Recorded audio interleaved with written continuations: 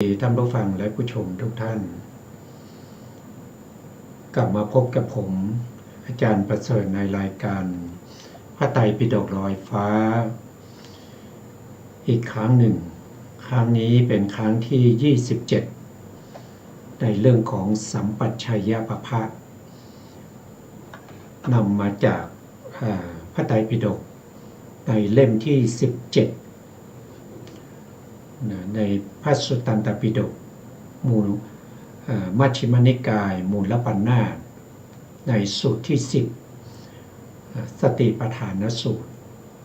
แต่วันนี้เราจะมาพูดถึงเรื่องของจริตต่อจากครั้งที่แล้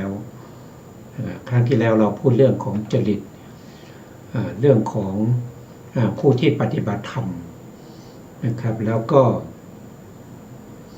จะมีจริตยังไงนะครับจะมีข้อสังเกตยังไงว่าเป็นจริตนั้นจริตนี้นะครับ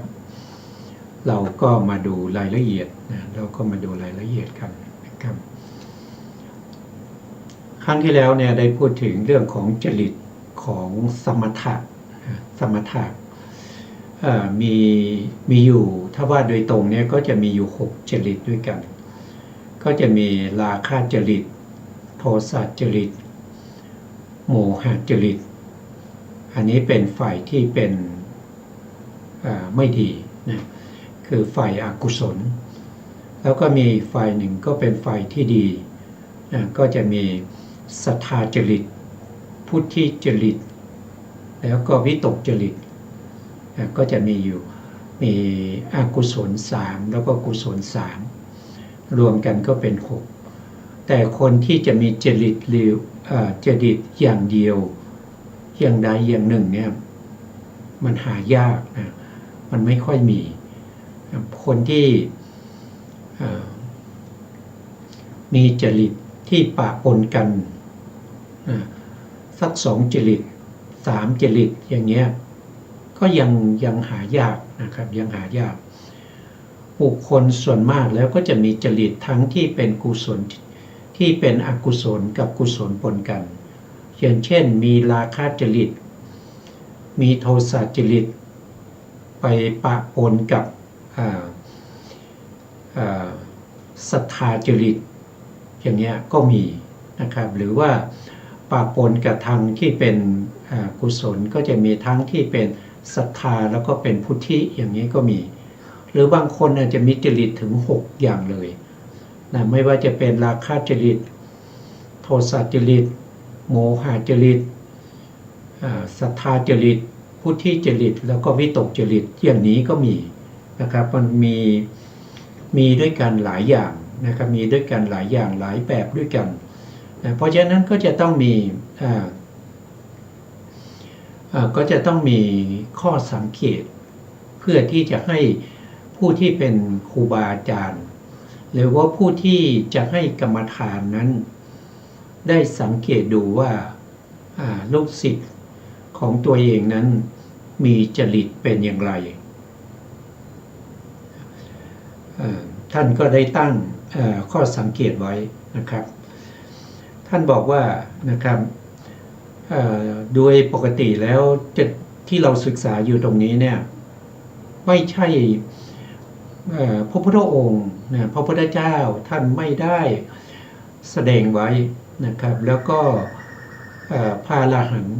นะครับพระอรหันต์สมัยพุทธกาลอย่างเช่นพระสารีบุตร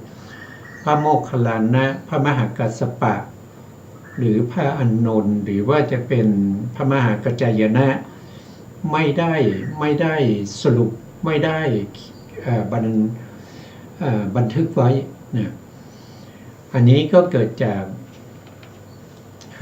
อัตถกถาของวิสุทธิมรรคนะครับเป็นผู้ที่รจนาท่านเป็นผู้รวบรวมไว้นะเพราะฉะนั้นบางทีก็ตรงบ้างไม่ตรงบ้างนะครับท่านบอกว่าถ้าบุคคลที่จะให้ตรงนั้นก็คือจะต้องเป็นบุคคลที่มีอภิญญานะที่เรียกว่าเป็นปรจิตตวิชานั้นนะอภิญญาลาภีถ้าไม่ใช่บุคคลประเภทนี้ก็ไม่สามารถที่จะรู้ได้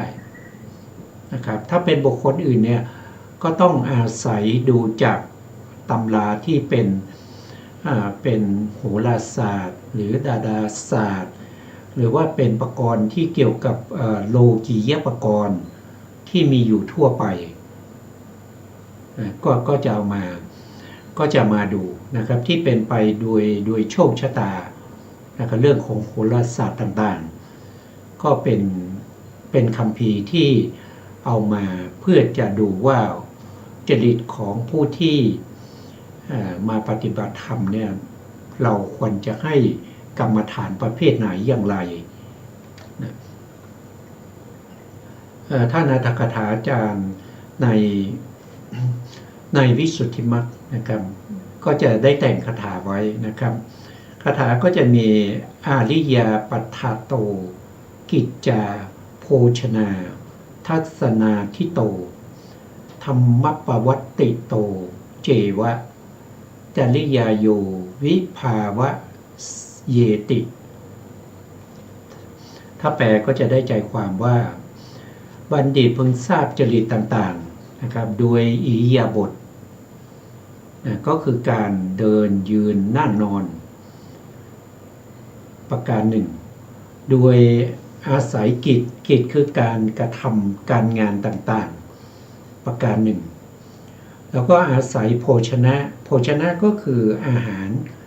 การกินการดื่มการเคี้ยวอะไรทั้งหลายเหล่านี้นะครับประการหนึ่งแล้วก็อาศัยทัศนะก็คือการเห็นการฟังการดมการรูปไล้การแต่งตัวประการหนึ่งโดยอาศัยความเป็นไปแห่งธรรมก็เรียกว่าเป็นธรรมะปวัตตินะครับต่างๆอีกประการหนึ่งรวมแล้วก็จะมี5ประการ5ประการนี้เป็นข้อที่ผู้เป็นอาจารย์จะต้องใส่ใจแล้วก็จดจำเพื่อจะเอาไปเปรียบเทียบกับลูกศิษย์ลูกหาของตัวเองว่าลูกศิษย์ลูกหาของตัวเองเนี่ยจะมีจิตประเภทไหนนะมีอยู่5ประการด้วยกันทีนี้เราก็มาดูว่าผู้ที่มีราคะจริตเนี่ยก็จะมีข้อพึงสังเกตในจริตที่เป็นราคะจริตนะครับหนึ่งก็คือเรื่องของอิริยาบถอิริยาบถผู้ที่มีราคะจริตเนี่ยเวลาจะเดินนะครับเวลาเดินก็จะเดินไปโดยปกติธรรมดามีกิริยาท่าทางชดช้อยค่อยๆยกเท้าขึ้นเมื่อจะวางลงก็วางลงอย่างสม่ำเสมอเมื่อยกขึ้นก็ยกขึ้นสม่ำเสมอมีรอยเท้าขยุ่มเมื่อยืนหรือนั่งก็น่าดูมีอาการอันละมุมละม่อมนะเวลานอนก็ไม่รีบร้อนจัดที่นอนเรียบร้อยสม่ำเสมอและค่อยๆเอ็นตัวลงนอนมีการวางอวัยวะต่างๆน้อยใหญ่เรียบร้อยดีนอนแล้วก็น่าดูไม่วางมือเท้าเกะกะไม่นอนดูแล้วไม่สวยไม่งามนะเมื่อถูกปลุกให้ตื่นขึ้นก็ลุกขึ้น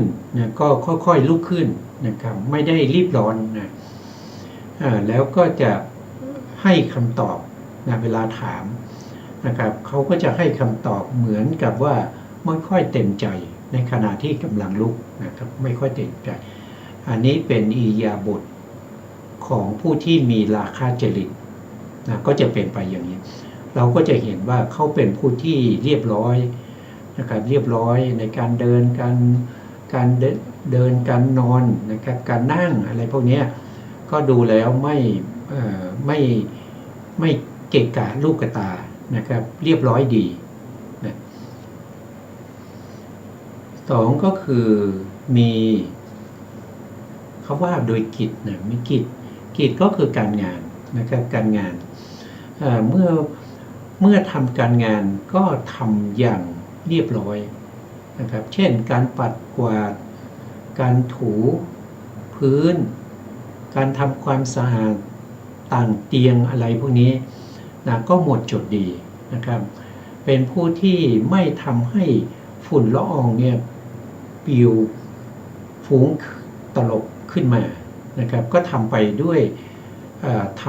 วยกิริยาท่าทางที่ดีแล้วก็เรียบร้อยดีนะครับการถือไม้กวาดก็ถือไว้อย่างดีค่อยๆกวาดไปนะครับกวาดไปเรื่อยๆนะครับอย่างเช่นช้าไม่รีบร้อนก็ทำไปงานที่ทำก็ได้ผลดีนะครับได้ผลดีว่าโดยโภชนะผู้ที่มีราคะจริตเนี่ยก็ชอบอาหารที่ละมุมละไมนะครับมีรสอร่อยนะสนิทหวานมันเป็นผู้ที่บริโภคคำข้าวก็จะทำให้กลมกล่อมนะครับพอประมาณเหมาะสมกับการที่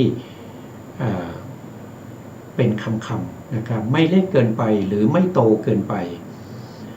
ชอบลิ้มรสแปลกๆรับประทานก็ไม่ได้รีบร้อนนะได้อาหารที่ถูกปากอย่างเดียวเท่านั้นก็เป็นที่น่าพอใจ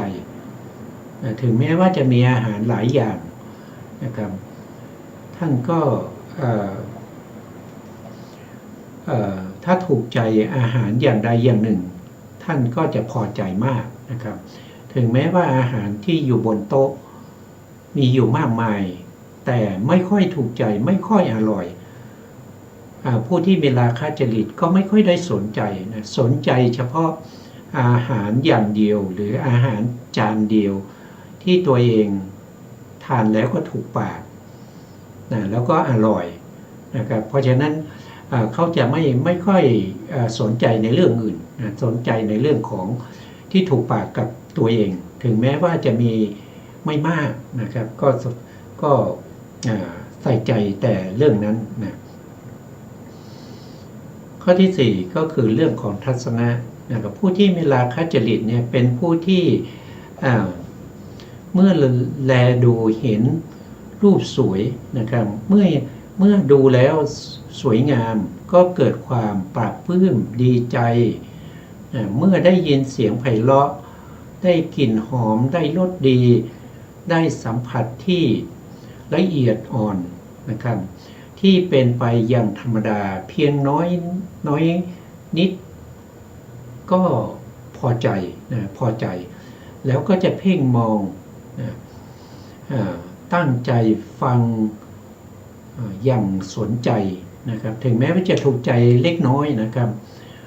ส่วนที่ไม่ถูกใจเนี่ยเขาจะไม่ไปสนใจเลยเขาจะสนใจเฉพาะส่วนที่ถูกใจเขาเหมือนกับว่าเกิดความพิศวงงมงวยอย่างจริงจังนะคล้ายกับว่าไม่เคยพบไม่เคยเห็นสิ่งเหล่านั้นมาก่อนแม้ว่าจะมีข้อบกพร่องอยู่บ้างก็ไม่ได้ถือสาอะไรนะไม่หยิบยกขึ้นมาว่ามันผิดแต่อย่างไรนะครับคงติดใจแต่ในสิ่งที่มีคุณภาพถึงแม้ว่าจะเล็กน้อยแต่มันถูกใจก็จะสนใจแต่สิ่งที่ดีแล้วก็ถูกใจนี่เป็นจริตของผู้ที่มีราคะจริตเมื่อสิ่งนั้นผ่านเลยไปแล้วก็ยังไม่ยอมลดละนะครับก็จะตามดูหรือว่าตามไปฟังอย่างที่เรียกว่ามีการชะแง้มองนะครับหรือเมื่อจะจากไปก็จากไปด้วยความอาลัยบางทีถึงกับต้องหันหลังไปมองด้วยความเสียดายอันนี้เป็นลักษณะเป็นจริตของผู้ที่เป็นราคะจริตนะครับผู้ที่เป็นราคะจริตเนี่ยเขาจะชอบความสวยความงามถ้าเป็นเสียงก็เสียงไพเราะถ้าเป็นกลิ่นก็กลิ่นหอมถ้าเป็นรสก็อร่อยอะไรพวกนี้แต่สิ่งที่ไม่ถูกใจเนี่ยเขาไม่ค่อยได้สนใจเขาไม่ได้สนใจเขาจะสนใจเฉพาะสิ่งที่เข เขาชอบใจเท่านั้นอันนี้เป็นผู้ที่มีราคะจริตส่วนในข้อที่5นะครับเรื่องของธรรมะปวัตติธรรมะปวัตติของผู้ที่มีราคะจริตย่อมมีจิตใจต่ำนะผู้ที่มีราคะจริตเนี่ยถ้าว่าโดยธรรมเนี่ยมีจิตใจที่มันค่อนข้างมันเป็นไปในเรื่องของอกุศลนะเขาจึงเรียกว่าเป็นจิตใจที่ต่ำนะอย่างเช่นนะข้อที่1ก็จะมีมายาก็เป็นคนเจ้าเล่ห์นะครับเจ้าเล่ห์นะ2ก็คือสาเถยะเป็นผู้อู้อวดนะ3ก็คือเป็นผู้ที่มีมานะก็คือเป็นผู้ถือตัวนะถือตัวว่าเราดีนะเราสวยนะเราสวยเรางามกว่าคนอื่นนะครับบางทีก็อู้อวดเกินความเป็นจริงนะปาปิชตานะปาปิชตาเป็นผู้ที่มีความประสงค์ที่เป็นไปในทางทุจริตนะในทางทุจริตก็คืออาจจะมีความถือของคนอื่นนะครับอย่างนี้ก็เป็นไปได้นะครับเพราะว่ามีธรรมะที่เป็นเบื้องต่ำเป็นไปในอกุศลนะครับมหิชตาเป็นผู้ที่ต้องการให้ผู้อื่นยกย่องชมเชยสรรเสริญในคุณความดีของตนจนเกินประมาณชอบให้คนอื่นมายกย่องสรรเสริญถึงแม้ว่าตัวเองมีคุณความดีเนี่ยนิดเดียวก็ตามแต่อยากจะให้คนอื่นยกย่องแล้วก็ชมเชยตัวเองนะครับตัวเองเป็นคนเลิศเป็นคนดีนะอันนี้คือราคะจริตนะอสันตุทิตาเป็นผู้ที่มีความพอใจในเครื่องอุปโภคบริโภคบางทีก็อุปโภคนะก็คืออาหารนะการกินการดื่มการเคี้ยวอะไรพวกนี้นะถูกใจนิดหน่อยก็ชอบแล้วนะบริโภคอุปโภคนะครับก็ชอบแต่งตัวนะชอบแต่งตัวพิธีพิถันนะครับสินค้าเป็นผู้แง่งอนนะครับก็คือต้องการให้ผู้อื่นเอาใจนะครับต้องการให้ผู้อื่นเอาใจงอนนั่นเองงอนแล้วให้ผู้อื่นเอาใจเป็นคนประเภทนั้นนะจาปะยะนะเป็นผู้ชอบประดิษฐ์ประดอยนะครับแล้วก็เป็นผู้พิถีพิถันนะครับในการสวมใส่เสื้อผ้าแต่งตัวนะครับความงามความสวยทั้งหลายนะเขาเป็นราคะจริตเขาชอบอย่างนั้นนะเขาชอบความสวยความงามนะครับเครื่องแต่งตัวต่างๆอะไรพวกนี้นะอันนี้ก็เป็นบุคคลที่มีราคะจริตนะต่อมานะครับราคะจริตนั้นก็จะคู่กับบุคคลที่เป็นศรัทธาจริตนะครับเพราะว่าเขาจะมีอัธยาศัยนะครับมีอิริยาบถนี้มันเหมือนกันนะครับว่าโดยอิริยาบถนะว่าโดยกิจคือการงานนะการงานว่าโดยโภชนะก็คืออาหารการกินนะว่าโดยทัศนะก็คือการดูการฟังเป็นต้นเหล่านี้นะครับก็เหมือนกับผู้ที่มีราคะจริตคือข้อที่1อิริยาบถข้อที่2ว่าโดยกิจคือการงานข้อที่3ว่าโดยโภชนะข้อที่4ว่าโดยทัศนะเนี่ยผู้ที่มีศรัทธาจริตเนี่ยก็จะเหมือนกันกับผู้ที่มีราคะจริตนะครับจะแตกต่างกันอยู่เฉพาะในข้อที่5ก็คือธรรมะปวัตตินะธรรมะปวัตติเท่านั้นนะผู้ที่มีศรัทธาจริตเนี่ยจะเป็นผู้ที่ไม่มีมายาสาไถนะครับเป็นต้นนะครับไม่มีมายาสาไถนะแต่ประการใดเป็นผู้ที่มีจิตใจสูงนะครับเป็นผู้มีจิตใจสูงไม่เหมือนกับผู้ที่เป็นราคะจริตนะ ราคะจริตถึงแม้ว่าจะมีไม่ว่าโดยอิริยาบถนะครับว่าโดยการงานนะครับว่าโดยการโภชนะการกินว่าโดยการเห็นการได้ยินมันจะเหมือนกันก็จริงแต่ถ้าว่าโดยคุณธรรมแล้วผู้ที่มีศรัทธาจริตเนี่ยจะมีคุณธรรมมากกว่าส่วนผู้ที่มีราคะจริตเนี่ยจะมีคุณธรรมน้อยหรือว่าค่อนข้างไปในเรื่องของอกุศลเลยจิตใจจะต่ำนะครับแต่ผู้ที่มีศรัทธาจริตนี้มีจิตใจที่สูงนะครับเป็นยังไงนะครับเราก็มาดูท่านบอกว่ามุตตะจาคตาเป็นผู้ที่ยอมเสียสละกังวลห่วงใยสิ่งทั้งปวงเป็นผู้ที่ยอมเสียสละนะครับยอมที่จะช่วยเหลือผู้อื่นนะยอมให้คนอื่นเนี่ยสามารถจะใช้ของส่วนตัวของตัวเองก็ได้นะครับเป็นผู้ที่มีใจกว้างนะเป็นผู้ที่มีใจกว้างอริยานังทัศนกามตาเป็นผู้ที่มีความต้องการได้พบเห็นพระอริยเจ้าคือเป็นผู้ที่ชอบในการที่จะเห็นพระอริยเจ้านะครับเช่นเห็นพระภิกษุอย่างนี้นะครับเห็นพระปัจเจกพุทธเจ้าเห็นพระพุทธเจ้าอย่างเงี้ยผู้ที่มีศรัทธาเนี่ยเมื่อเขาเห็นแล้วก็จะเพิ่มศรัทธานะครับก็จะทำให้เขาได้มีศรัทธามากขึ้นเรื่อยๆทำให้เขาเนี่ยเกิดความเอิบอิ่มเกิดความปราบปลื้มผ่องใสในใจบุคคลนี้จะมีลักษณะอย่างนี้นะสัทธรรมโสตุกามตาต้องการจะฟังพระสัทธรรมผู้ที่เป็นศรัทธาจริตนี้เขาชอบฟังธรรมนะเขาชอบฟังธรรมเมื่อเห็นใครแสดงธรรมเขาก็จะเข้าไปฟังนะครับเข้าไปฟังเข้าไปนั่งใกล้นะครับมีปัญหาอะไรก็จะถามพระอริยเจ้านะถามพระอริยเจ้าทั้งหลายเป็นผู้มีศรัทธาในไหนนะก็ศรัทธาใน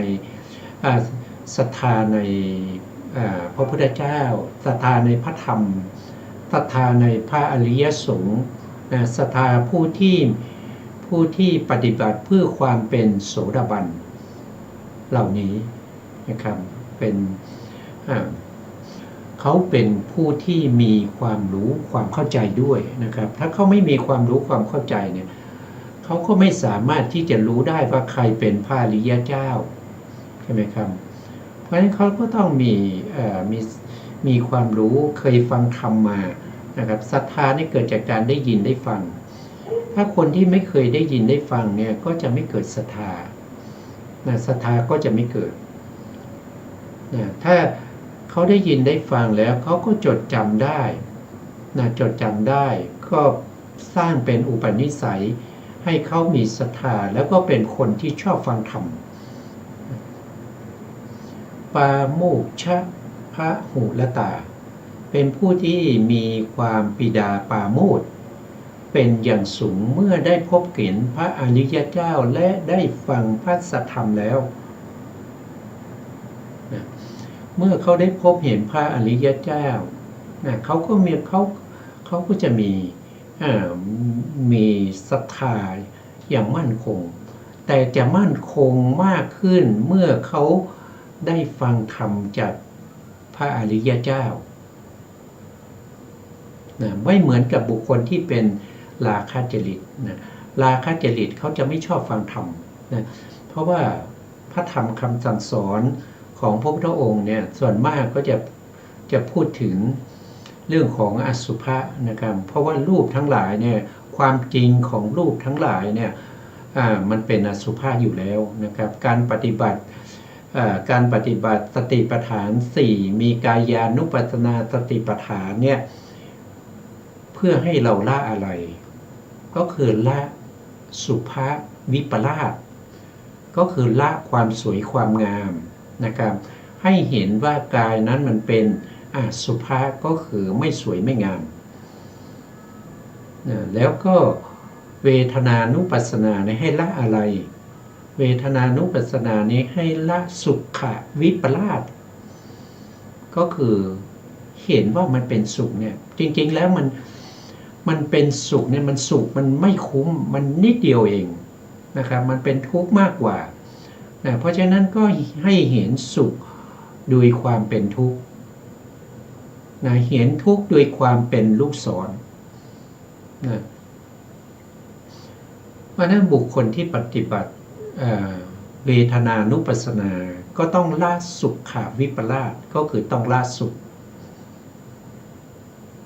ถึงจะเข้าถึงเวทนานุปัสสนาได้ถ้าไม่ละสุขก็เข้าถึงสุขเข้าถึงเวทนานุปัสสนาไม่ได้นะ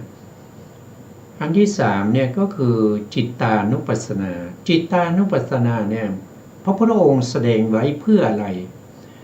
ก็ให้เราละอัตตวิปลาสก็คือโทษทีจิตตานุปัสสนาเนี่ยพระพุทธองค์ให้เราละเขาเรียกว่านิจจวิปลาสก็คือเห็นว่าจิตที่มันเที่ยงให้ละความเที่ยงเพราะจิตนี้มันไม่เที่ยงมันเป็นอนิจจมันเป็นอนิจจังมันไม่เที่ยงผู้ที่ปฏิบัติในเรื่องของจิตตานุปัสสนาเข้าถึงวิปัสสนาได้จะต้องละความเที่ยงนะครับที่เห็นว่ามันเที่ยงนั้นจะต้องละแล้วก็จะต้องตามเห็นด้วยความเป็นอนิจจานุปัสสนา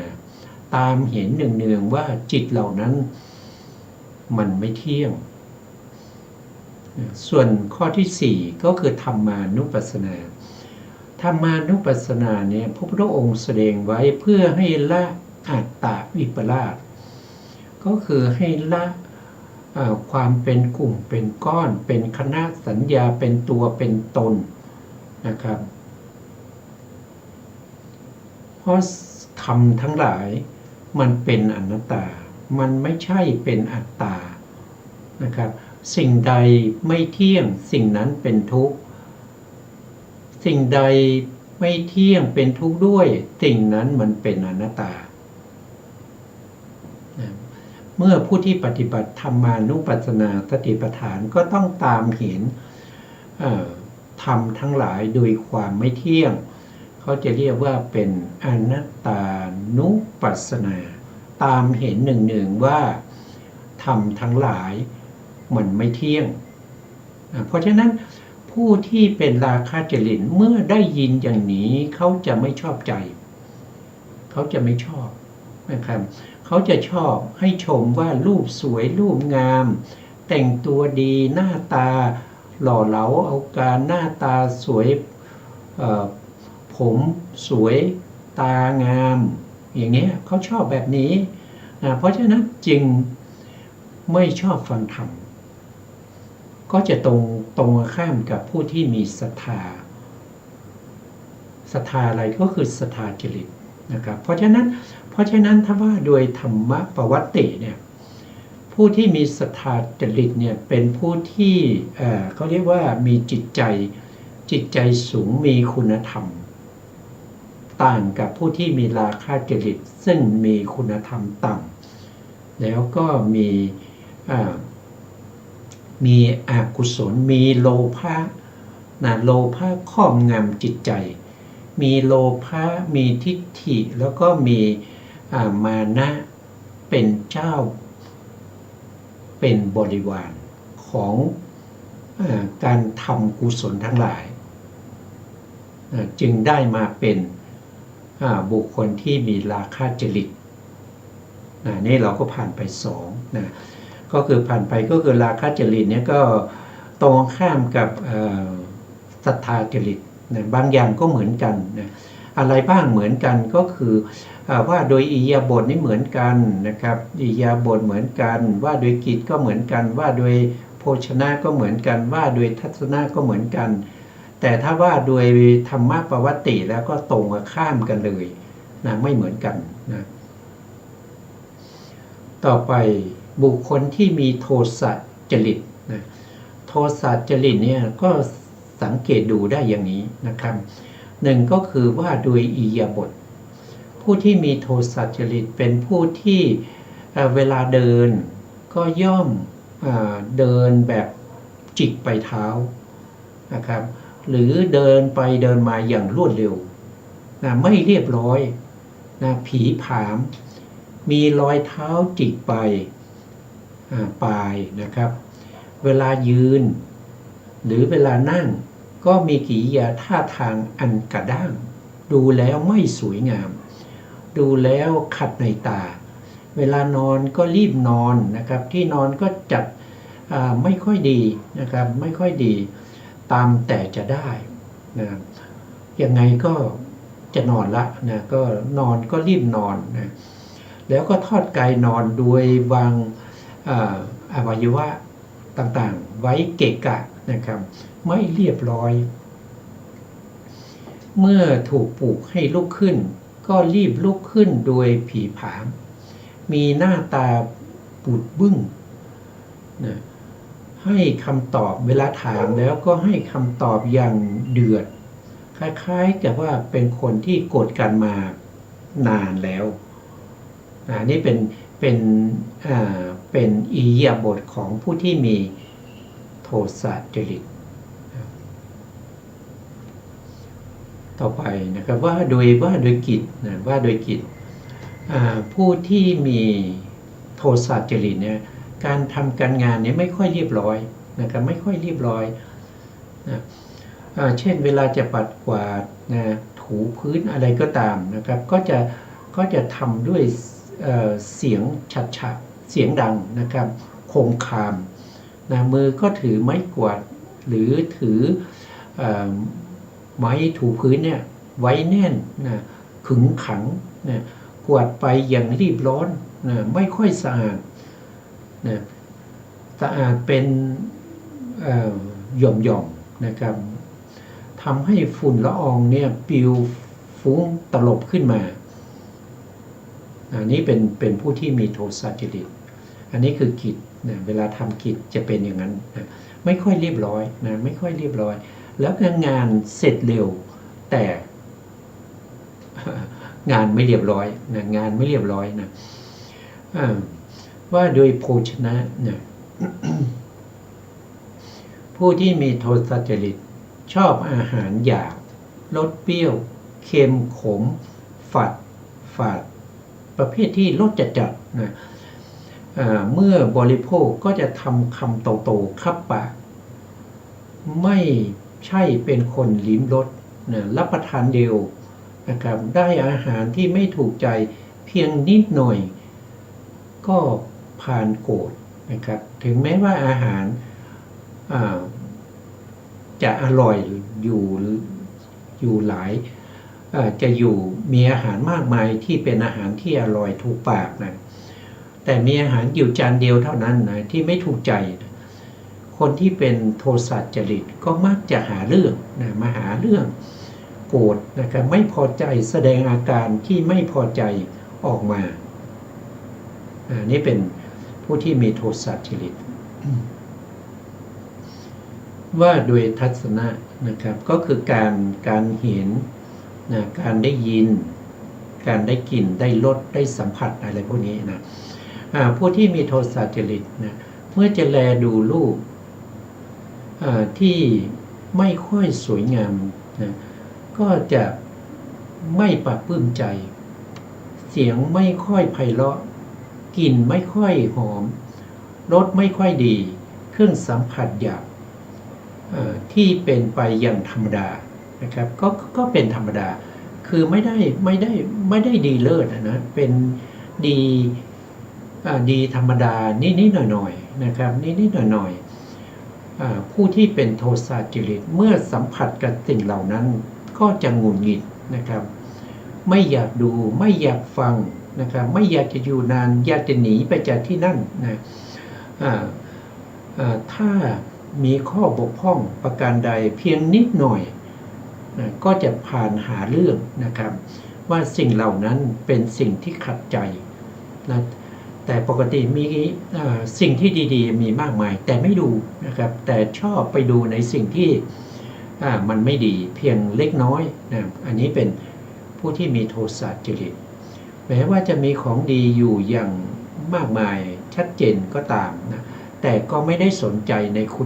คุณความดีนั้นเลยแต่ไปสนใจแต่ในสิ่งที่มันไม่ดีสิ่งที่มันเสียหายแล้วก็จะจากไปหลีกไปนะครับไปให้พ้นจากที่นั่นนะครับไม่มีการเหลียวดูนะไม่มีการพะวงหรืออะไรอาวรณ์นะไม่เหมือนกับผู้ที่เป็นราคะจริตนะราคะจริตเนี่ยก็จะตรงข้ามกับโทสะจริตในเรื่องของอิริยาบถในเรื่องของโภชนะในเรื่องของทัศนะนะก็ในเรื่องของเราก็มาดูว่าธรรมะปวัตติของผู้ที่มีโทสะจริตเนี่ยเป็นอย่างไรนะท่านบอกว่านะผู้ที่มีโทสะจริตเนี่ยมีจิตใจที่ต่ำนะมีจิตใจที่ต่ำจิตใจที่ต่ำก็เหมือนกับราคะจริตนะแต่ไม่เหมือนกันนะคนละอย่างนะข้อที่หนึ่งก็คือเป็นคนที่โกทะนะโกทะก็คือมักโกรธเป็นคนที่มีอัตยาศัยคือเป็นผู้มักโกรธอัปปนาหะเป็นผู้ที่ผูกโกรธแล้วก็มัคคะเป็นผู้ที่ลบหลู่บุญคุณนะปราสะเป็นผู้ที่ตีเสมออิสาเป็นผู้ที่มีความอิจฉาริษยาในคุณสมบัติของผู้อื่นนะครับสมบัติของผู้อื่นที่ดีกว่าตนอยู่เสมอนะครับหกก็คือมัจฉริยะเป็นผู้ที่มีความตณีอันนี้เป็นของผู้ที่มีโทสะจริตก็จะมีธรรมะปวัตติเป็นอย่างนี้ผู้ที่มีโทสะจริตนี้ก็จะคล้ายๆกับผู้ที่มีพุทธิจริตนะเราก็มาดูผู้ที่จริตจะเป็นยังไงนะครับผู้ที่มีจริตที่เป็นพุทธิจริตเนี่ยท่านก็บอกว่านะครับว่าโดยอิริยาบถว่าโดยกิจว่าโดยโภชนะว่าโดยทัศนะคือการดูการฟังเป็นต้นเหล่านี้ก็จะเหมือนกันกับบุคคลที่มีโทสะจริตนะข้อที่1ถึงข้อที่4นี้จะเหมือนกันกับผู้ที่มีโทสะจริตจะต่างกันเฉพาะในเรื่องของธรรมะปวัตติเท่านั้นผู้ที่เป็นผู้ที่จริตเนี่ยก็จะมีในส่วนที่เป็นธรรมะปวัตตินะครับเราก็มาดูว่าโกทะก็คือผูกโกรธอุปนาหะก็คืออะไรลืมละนะครับก็คืออุปนาหะก็คือผูกโกรธนะครับโกทะก็คือมักโกรธนะครับมัคคะก็คือลบหลู่คุณเป็นต้นเหล่านี้ไม่ค่อยจะปรากฏนะไม่ผู้ที่มีผู้ที่จริตเนี่ยสิ่งเหล่านี้ไม่ค่อยปรากฏนะ คือโกทะ มักโกรธอุปนาหะผูกโกรธมัคคะลบหลู่คุณเนี่ยจะไม่ค่อยปรากฏแก่ผู้ที่มี ผู้ที่จริตนะครับผู้ที่จริตเนี่ยจะไม่ปรากฏสิ่งเหล่านี้นะคงมีแต่จิตใจที่สูงนะเป็นฝ่ายตรงข้ามกับผู้ที่มีโทสะจริตเป็นไปดังนี้คือ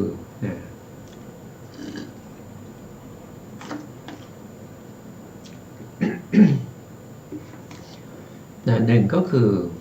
โสวัจจสตา เป็นผู้ที่ว่าง่าย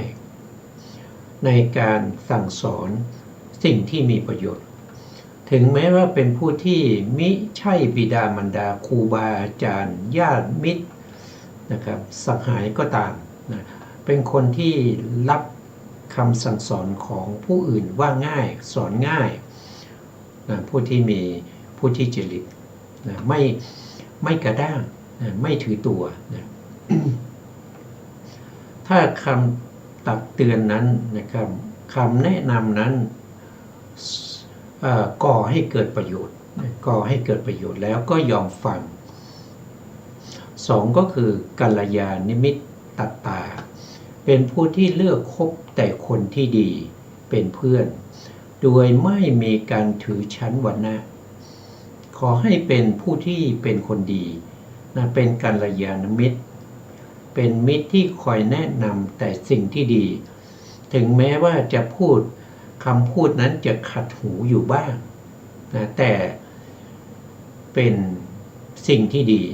เขาก็จะไม่ถือสาจะคบหานะครับเพราะว่า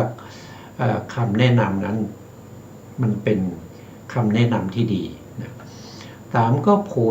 ภชเนมัตตัญยุตาเป็นผู้ที่รู้จักประมาณในการบริโภคอาหารคือผู้ที่เป็นพุทธิจริตเนี่ยเป็นผู้ที่รู้ประมาณในการบริโภค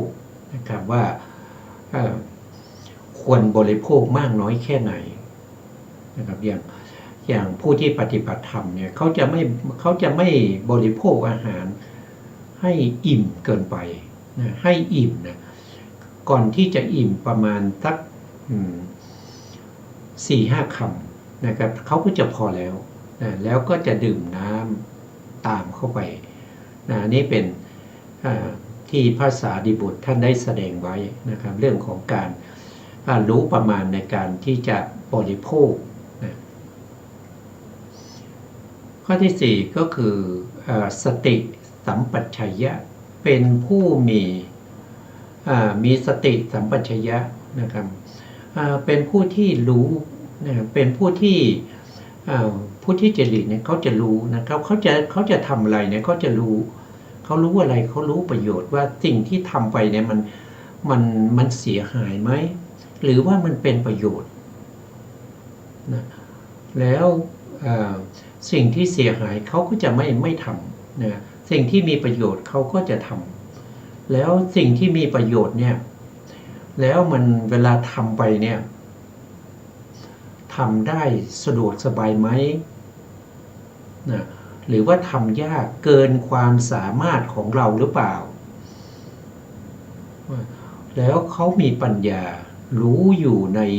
ในเรื่องของสัจธรรมความจริงนะครับรู้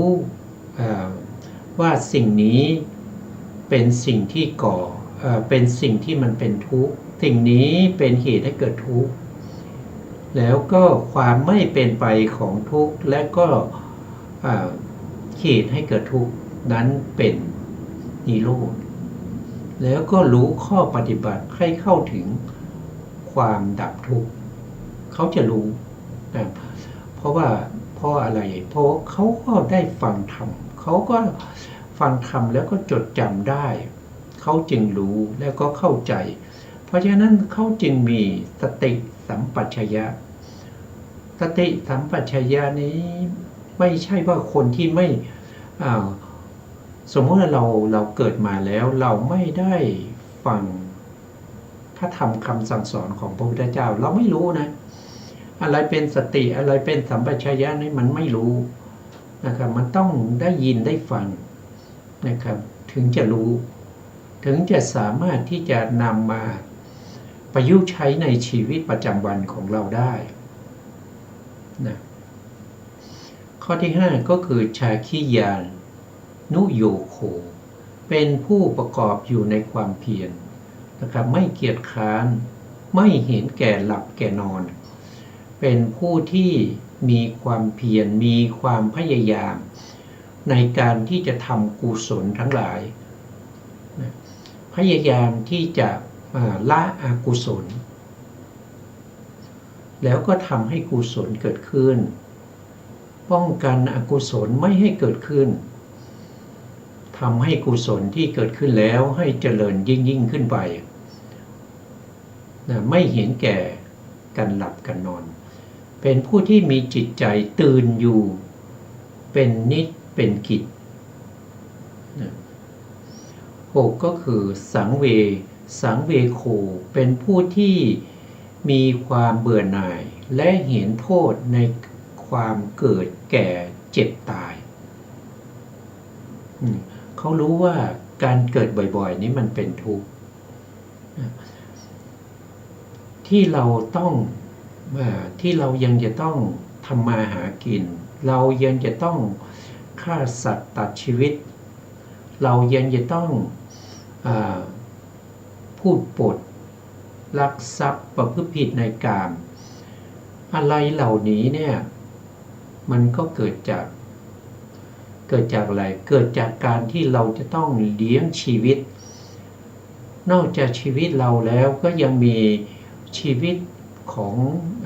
บริวารนะครับของลูกของภรรยาของพ่อของแม่บางครั้งเนี่ยมันการงานไม่ค่อยดีนะครับเวลาเศรษฐกิจไม่ดีหางานทำก็ไม่ได้แต่ลูกจะต้องกินลูกจะต้องไปโรงเรียนสิ่งเหล่านี้มันเป็นความทุกข์นะสิ่งเหล่านี้มันทุกข์มาเพราะอะไรก็เพราะความเกิดไงเพราะความเกิดเนี่ยมันเป็นเหตุให้มีสิ่งเหล่านี้ถ้าไม่มีความเกิดเราจะมีความแก่ไหมเราก็ไม่มีแก่เราก็ไม่มีเจ็บเราก็ไม่มีตายเราก็ไม่มีความหิวเราก็ไม่มีความทุกข์นะครับ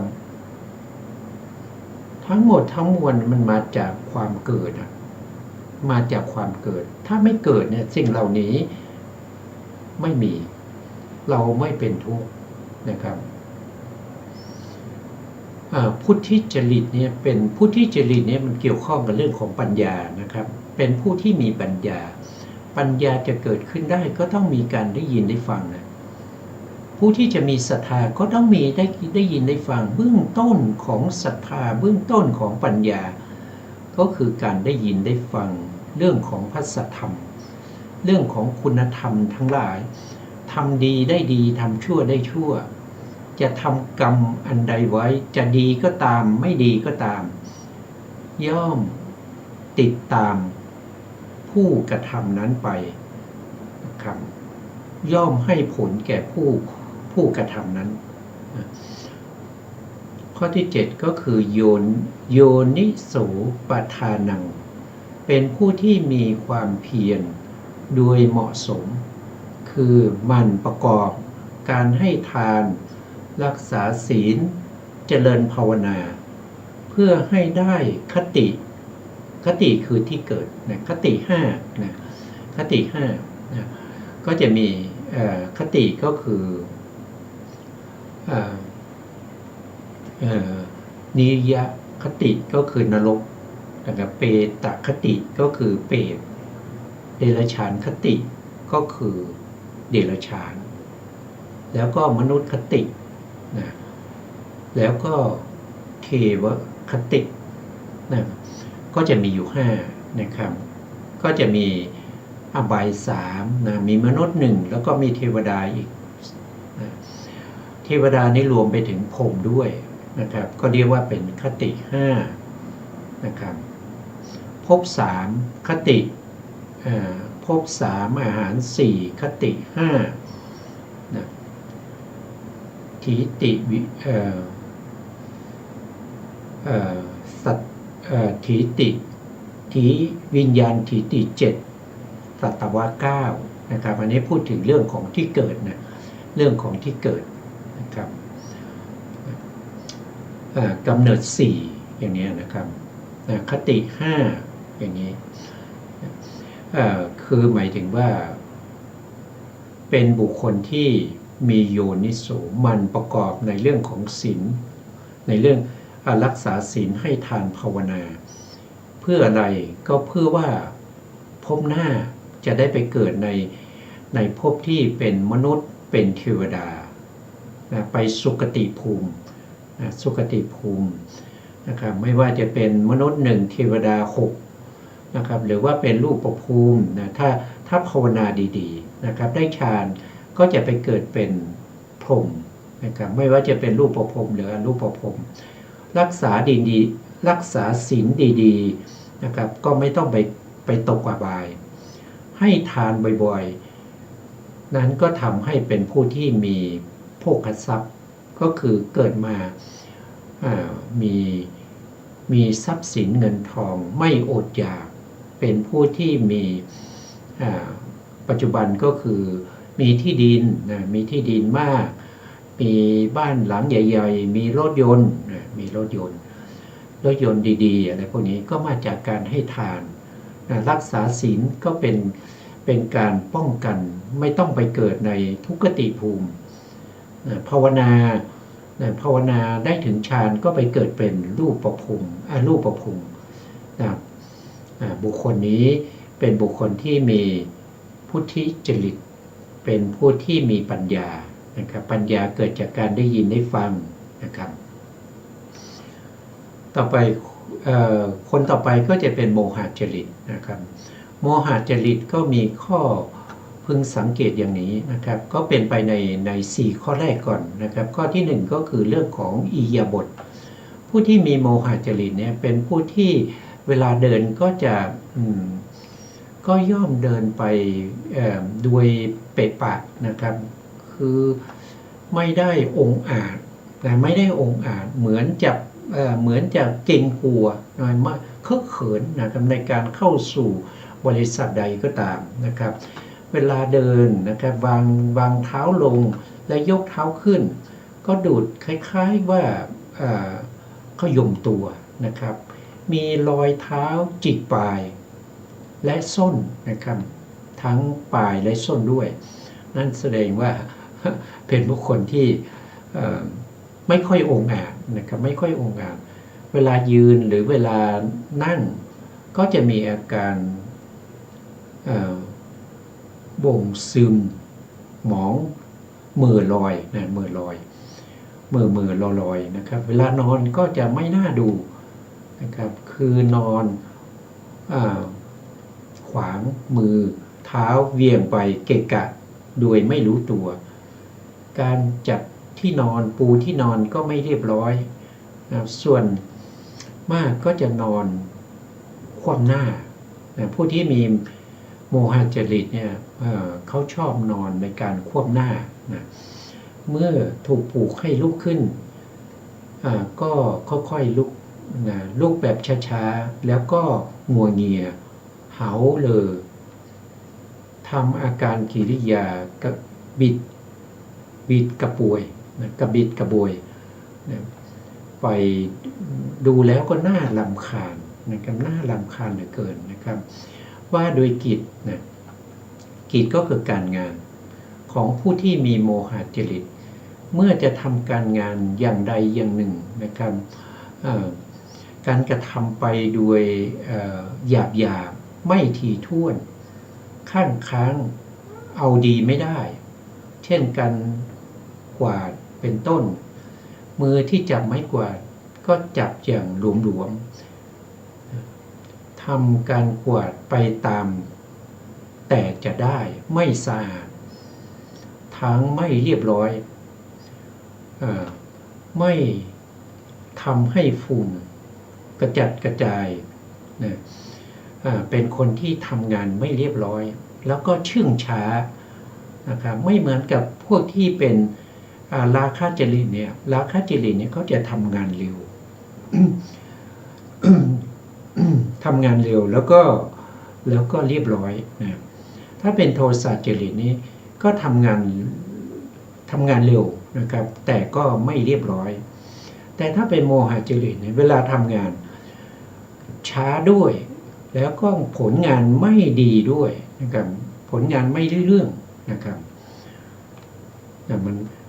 แต่ละคนก็จะมีจริตที่แตกต่างกันไปนะครับก็ขึ้นอยู่กับการสะสมมาตั้งแต่ในอดีตนะ ในอดีตชาติเนี่ยที่เราสะสมมาเนี่ยมันก็จะแสดงออกมาถึงจริตเหล่านี้นะครับแล้วการสะสมจะเป็นอย่างไร เราก็จะมาศึกษากันต่อในครั้งต่อไปนะครับว่าผู้ที่มีโทสะจริตมีโมหะจริตหรือว่ามีราคะจริตเนี่ยทำไมเขาจึงได้จริตอย่างนั้นผู้ที่มีศรัทธาจริตผู้ที่จริตแล้วก็วิตกจริตเนี่ยได้จริตเหล่านี้มาอย่างไรนะครับวันนี้เวลาหมดแล้วนะครับสุดท้ายนี้ก็กราบขอบคุณพระครูสมุทรวิสุวรรณวรกิจโจผู้อำนวยการสถานีวิทยุเพื่อการศึกษาพระพุทธศาสนาและวัฒนธรรม FM 104.5 เมกะเฮิรตซ์วัดฝายหินจังหวัดเชียงใหม่และขอกราบขอบคุณพระครูปริยัติยานุสารขอบคุณท่านผู้ฟังและผู้ชมทุกท่านที่ติดตามในรายการพระไตรปิฎกลอยฟ้าพบกันใหม่ในโอกาสต่อไปก็วันนี้ลาไปก่อนครับสวัสดีครับ